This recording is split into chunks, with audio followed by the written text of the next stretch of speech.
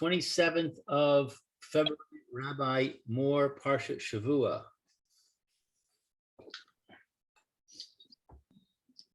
Shalom Aleichem. Alechem Shalom, Rabbi Mori. How are you today? Baruch Hashem. Thursday, I expected you to be back on Thursday. Something happened on Thursday. I don't remember. I don't remember what it was. Sorry Anyway, about it. nice. In the end, I ended up doing that by phone. Okay. Good old, no Zoom, no thing. I see. I'm sorry about that. It's okay, fine. I need to find my book. Give me a second, please. I'm sorry. Okay. Yechiel, how are you?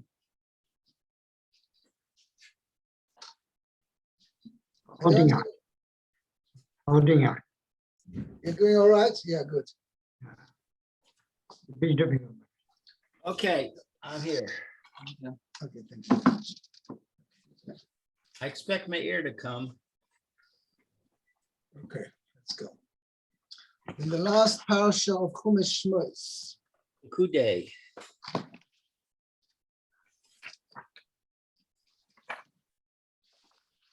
Okay, I'll start reading. Ela Pekudei Hamishkan Mishkan Haedus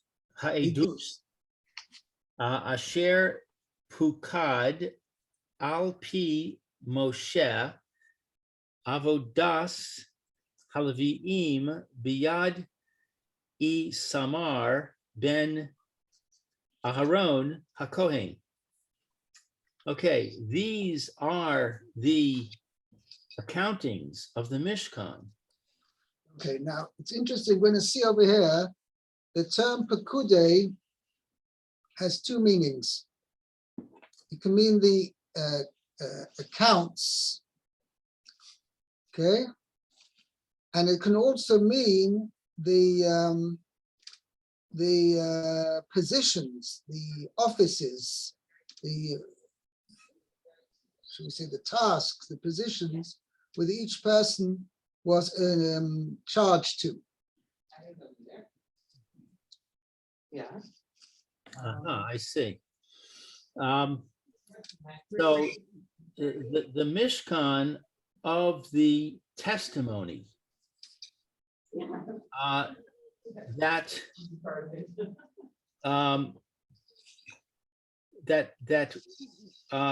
that was accounted by the word of Moshe, the work of the Leviim in the hand of Itamar, the son of Aaron the Kohen.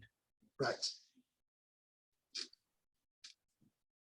Okay, so if we translate Pukad offices or officers, then we have these are the officers of the Mishkan of the testimony, which were officers at the word of Moshe.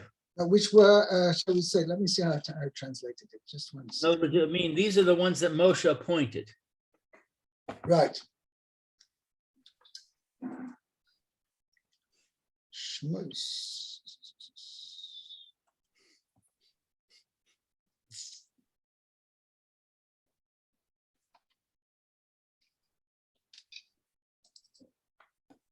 Here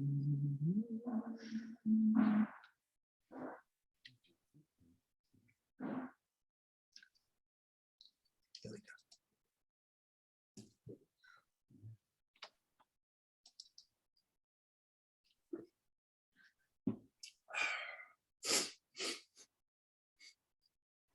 So here, so I translated it. The first, if it means, you can see in going to Rashi, it means the accounts. Also, these accounts of the dwelling of the testimony that were calculated according to Moshe's instructions.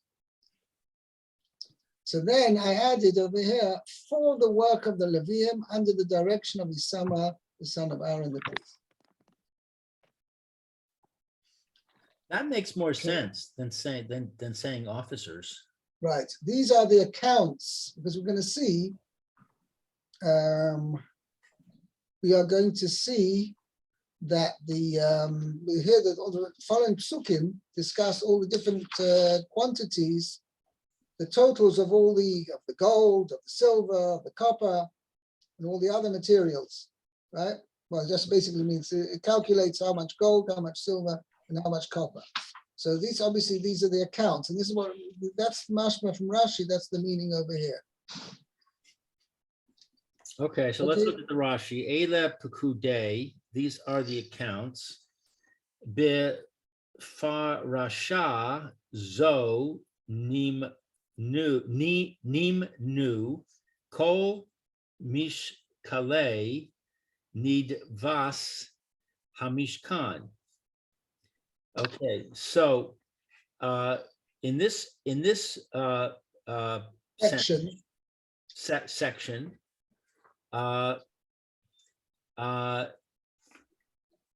we let's see, all the weights of the contribution of the Mishkan have been listed.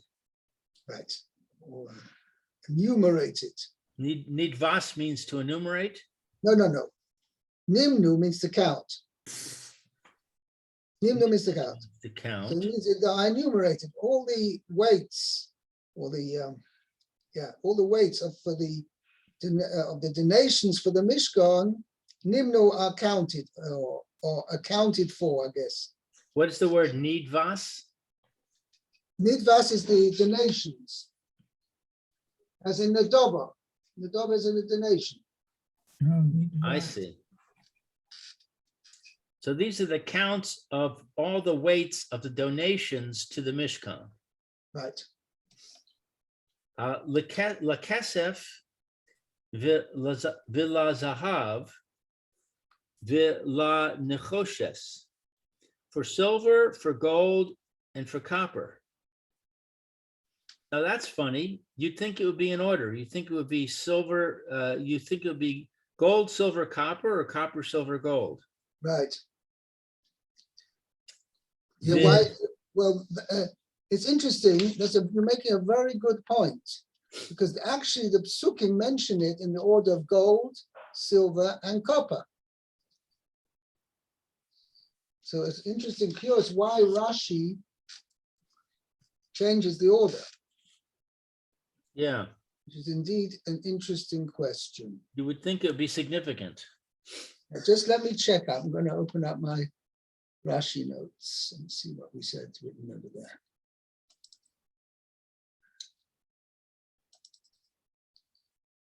Rashi.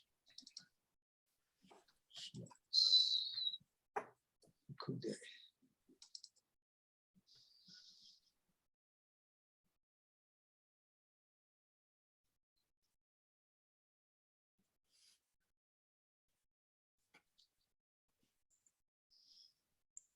Yeah. So I translate in this section, the weights of all the contributions for the dwelling of silver, of gold, and copper are enumerated, and all its vessels for aspects of its service are enumerated. Right. That's basically what my English says. Right.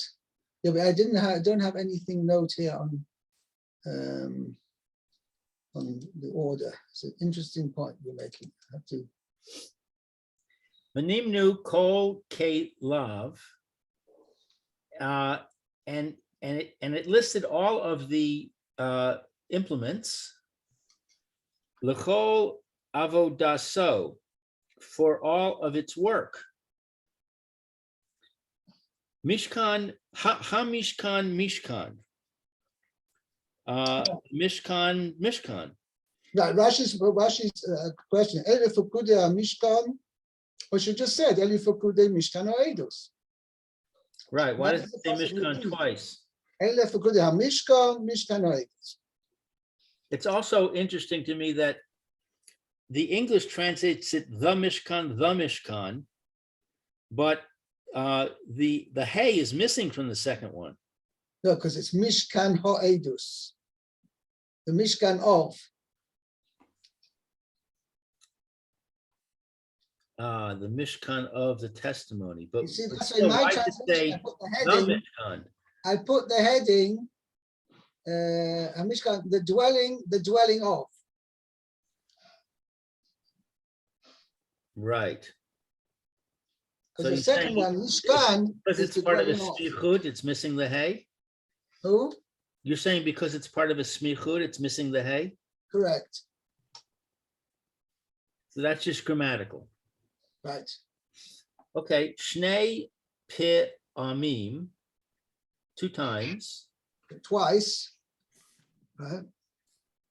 twice. Okay, same thing. Right. Remez le mikdash. It's a hint of the Beis Hamikdash. Right. Shenis mash kain bishnei chur banim. That it was a collateral for the 2 destructions. So I was thinking, an allusion to the holy temple that was taken from us as a pledge in the 2 times it was destroyed on account of the transgressions of Israel. Al avonosehem shel Yisrael, the transgressions of Israel. On account of the transgressions, meaning, and it's an amazing thing that this concept that Akash Baruch Hu, rather than Chas v'Shalom, wiping out the Jewish people, Akash Baruch Hu took away the Beis Hamikdash. He says, listen, I've given you this gift, that there's a place over here, this Mikdash, where you can connect to me, where my Shechina is, and I'm taking that away because you don't deserve it, but it's not gone. It's a mashkin. I've taken it back as a pledge. Kabiyach Kosh Baruch says, listen, I'm taking away from the moment. They're going to, excuse my expression, be naughty children, and therefore you don't deserve to have it. But I'm not taking away completely. If you prove your ways, you do tshuva, you'll get it back again. So the Mishkan is called the Mishkan. It's a play on the words, but it's like a mashkon. It's a pledge, collateral. Because otherwise, if the only other choice would have been, if Kodesh Baruch Hu would let the Mishkan, the Beis Hamikdash, remained standing, the alternative was that he would have had to wipe out the Jewish people. So rather than wiping out the Jewish people, Kodesh Baruch Hu says, this gift, special privilege which I've given you to have a Beis Hamikdash, I'm taking that away till such time you do tshuva, and then you'll deserve it again.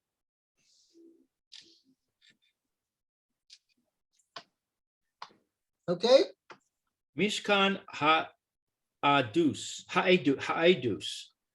the Mishkan of the testimony. Edus liYisrael, testimony for Israel. Sheviter lahem hakadosh baruch hu al maaseh ha'egel. That the Holy One, blessed is He, overlooked the incident of the golden calf. Sheharei hishra shechinaso beinehem. That behold, he rested his Shechina among them. Right. So I don't get this at all. The Mishkan is a testimony because it says testimony. No. There's 2 things. Because it says testimony. What is the Mishkan acting as a testimony for? What is it? What is its testimony that it represents? That he overlooked the Egel HaZahav? No, not that he overlooked it. Well, yeah, you're right. Rashi does use that expression. Okay. Oh, I see. The fact that he rested his Shechina means that he forgave us. Correct. Okay. I added. Haleviim. I translate as follows. It is testimony for Yisrael that the Holy One has forgone punishing them for the sin of the golden calf, for he now places divine presence among them. It doesn't mean that HaKadosh Baruch Hu actually forwent the sin, the actual thing that he ignored it. And it means for the moment, Chazal say that for the moment, he did not impose upon them a full punishment for the golden calf, but he forwent the actual punishment to a certain level, certain degree, and he said, "I'm not going to fully punish them now." However, Chazal say that any future time when Klal Yisrael have to be punished, part of the punishment will be also for the Chet HaEgel as well.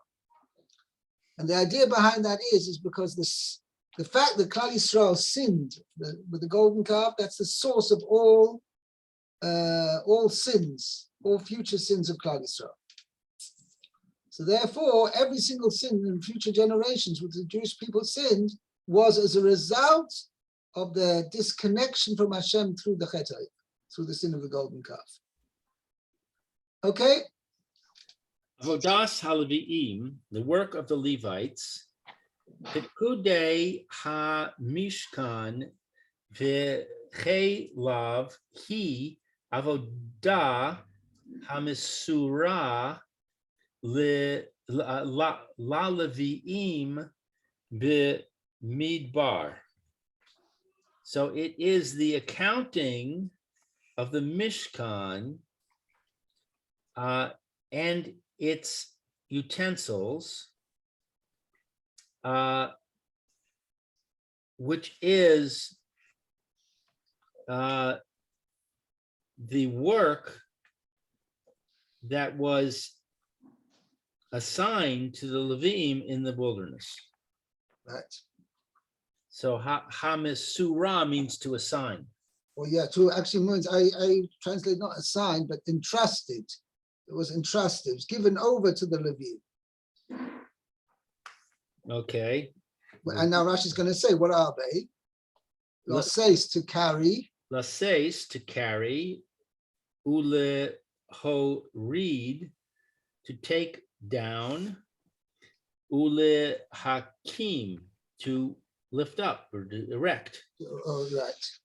Construct. Ish le masav ha mufkad alav. Each and every person to the burden that he was appointed to. Right. It was assigned to him. Kamo she'amur. She'ne'emar, yeah. Kamo she'amar. I have she'amur. More. Okay, it does make the same thing. I have Kamo Ne'emar, but it says Kamo she'amur b'Parshas Naso. Parshas Naso, as it is stated in the Parsha of Naso. Right.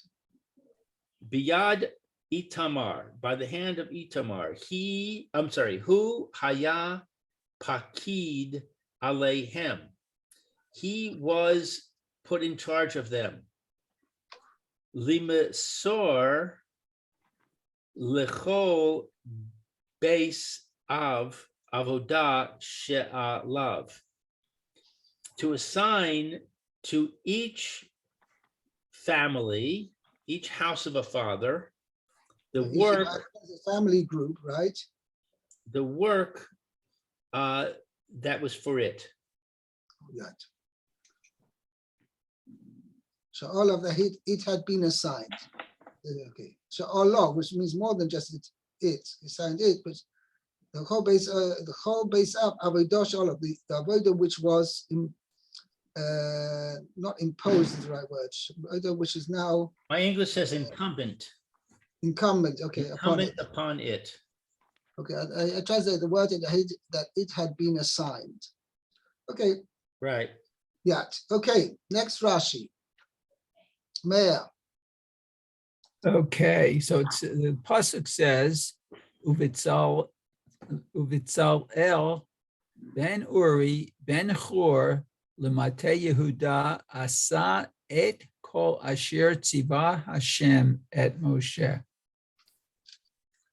So Bezalel, son of Uri, son of Chor, from the tribe of Yehuda, did all that was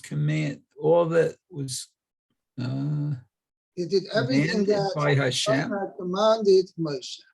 Oh, that Hashem commanded Moshe. Right. Okay, Rashi, and this is on the pasuk of it's the whole. Looks like the whole pasuk.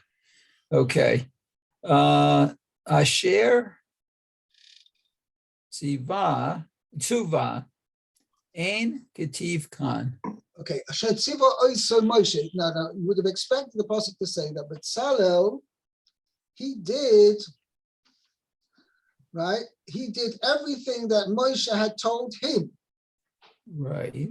Yeah, but the pasuk doesn't say that. The pasuk says, Bezalel ben Uri ben Chol Mat Yehuda did everything that Hashem had commanded Moshe. Oh. Now, Rashi's going to dwell on this.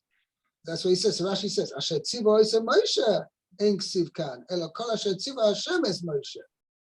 Okay? No, it doesn't say whatever Moshe had commanded him. It says whatever Hashem had commanded Moshe. So that's what Rashi, from what you can infer, afilu dvarim. Fila Devarim Shelo Amar Lo Rabbo Hiskima Dato Lemashne Amar Lemoshe B'Sinai. Right? Even things which his Rebbe, Moshe, had not told him directly, his schema daita means he how should I say the right? Let's see how I expressed it here. He alone figured out what Moshe had been told by God at Mount Sinai.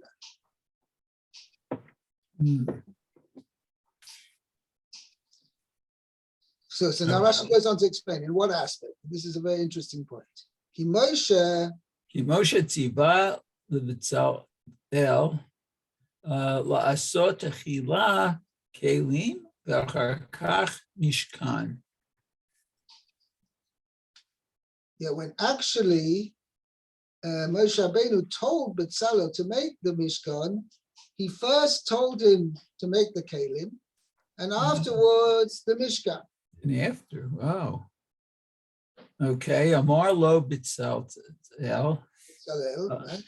right. Minhag Ha'olam La'asot Techila B'ayit V'achar Kach Mesim Kelim B'tocho. Amar Lo, this is long Rashi. Kach Shamati Mipi HaKadosh Baruch Hu Amar. So he said, Hello, this is Moshe. what I heard from HaKadosh Baruch Hu. Amar lo Moshe. So Moshe said to Bezalel, Okay, so Moshe. Betzel kel ha'yisa. Oh. Okay. Ki bevadai What kach does it tell? But it means you were in the shadow of God. of God. Wow. Right? Ki bevadai. Kach sivali akadosh baruch hu v'chein asa hamishkan techila v'achar kach asa kelim.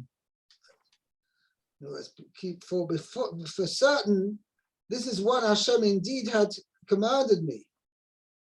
And that's indeed how Bezalel actually made it, was Asa Mishkan. He first made a Mishkan, v'achar kach asa kelim. And afterwards he made the kelim. Wow. Okay?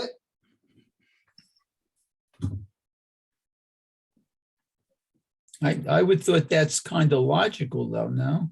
Yeah, so I once had a beautiful pshat. What's going on over here? First of all, how comes if Moshe Rabbeinu was told by Kodesh Baruch Hu to first make the structure and then the kelim, so how comes Moshe Rabbeinu told Bezalel the opposite? Yeah. It says, Rashi says, Moshe tzivah B'Tzalel says, Tchila kelim, achar kach mishkan. And Moshe Rabbeinu told first B'Tzalel to make the kelim, and then the mishkan. As indeed, HaKadosh Baruch Hu had told him in Parshas Truma. Right? What is the order there in Parshas Truma? First it mentions the Oren, then the Shulchan, then the Menorah, and then later it mentions the Mizbeach Hazov and the Mizbeach HaChitzon. And but the main thing as far as the actual Mishkan is concerned, first it mentions the Oren, then the Shulchan, then the Menorah, and afterwards it starts talking about making the beams and making the covers, etc. Okay, so that is how Moshe Rabbeinu told it over to B'Tzalel. So it's very strange. Well, I mean, I understand Moshe Rabbeinu is following the example of HaKadosh Baruch Hu, but why did HaKadosh Baruch Hu tell it to Moshe Rabbeinu in such a form?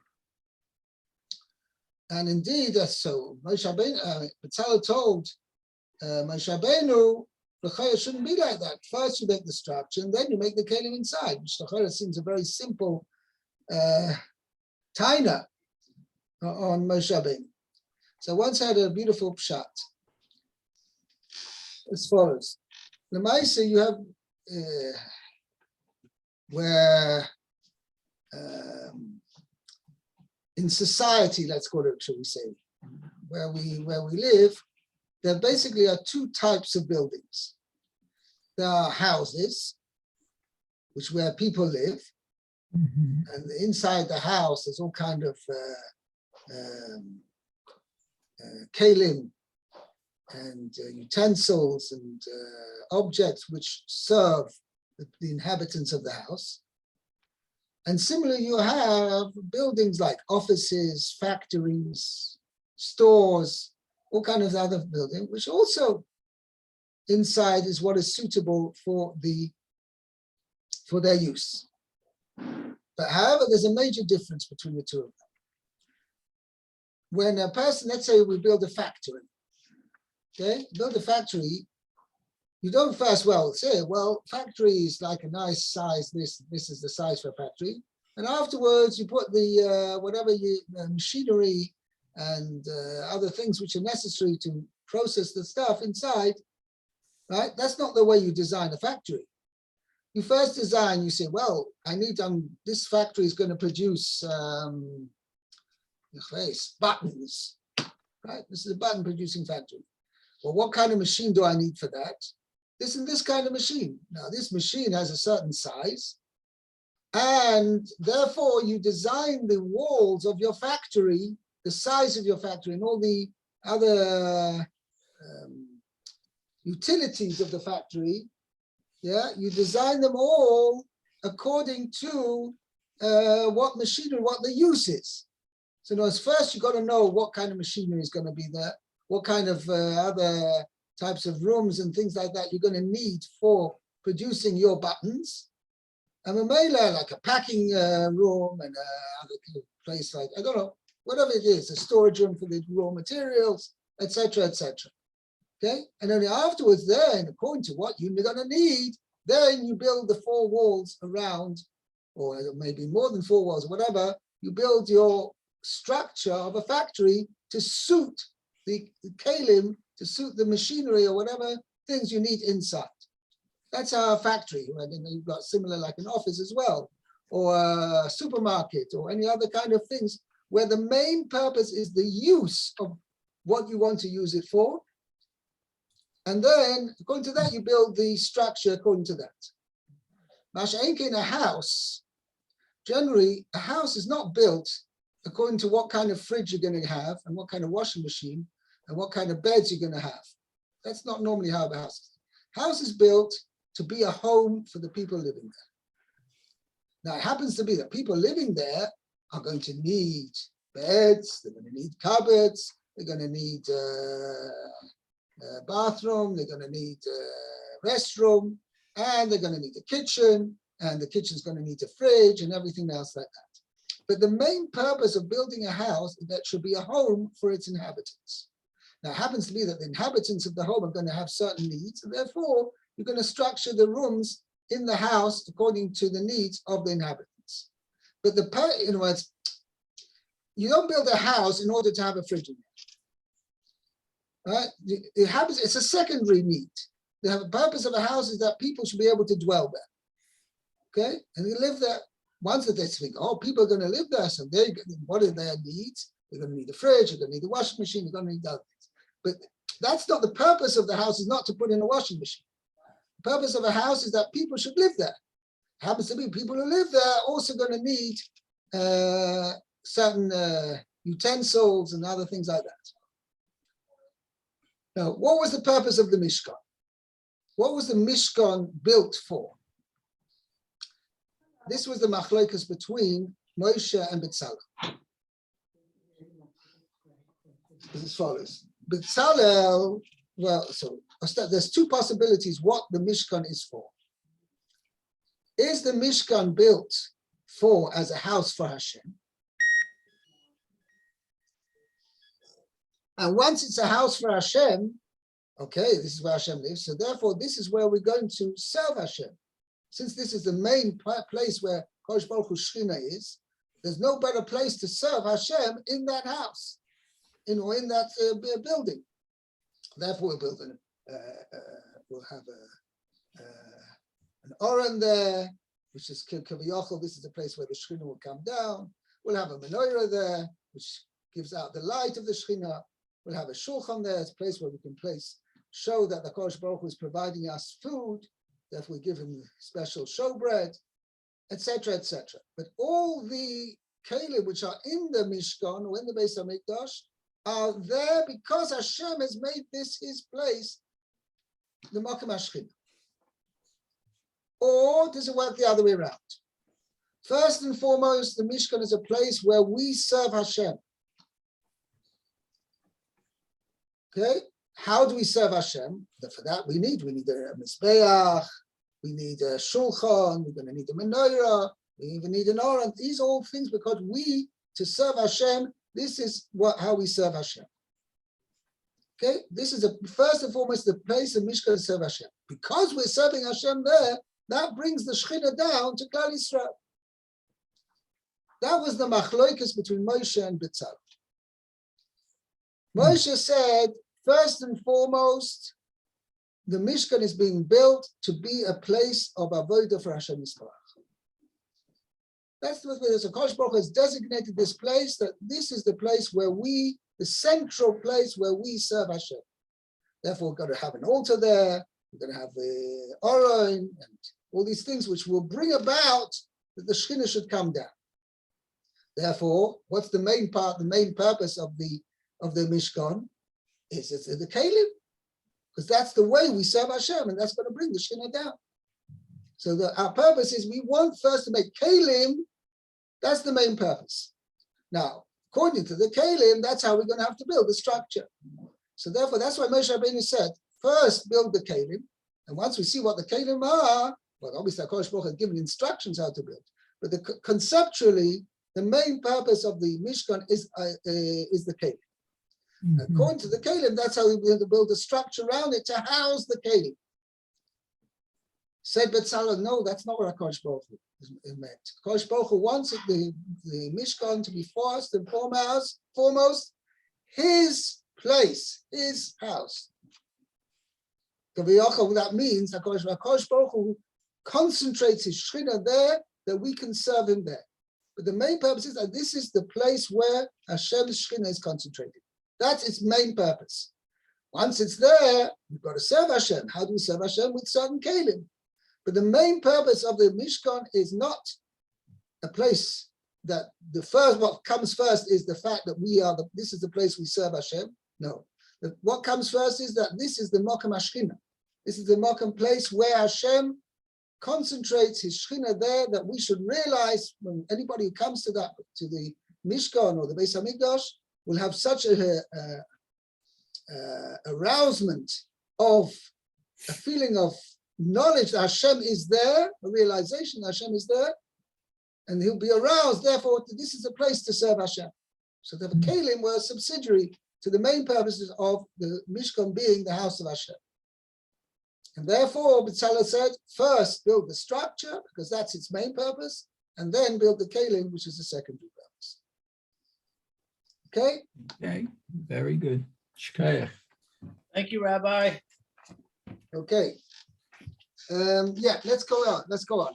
It's Oh, 1:30. so it's 131. Okay, so we'll stop here. Go up to Pasuk. We did the first two Pasukim. Very good. Okay, See you Very- tomorrow. Yeah. okay.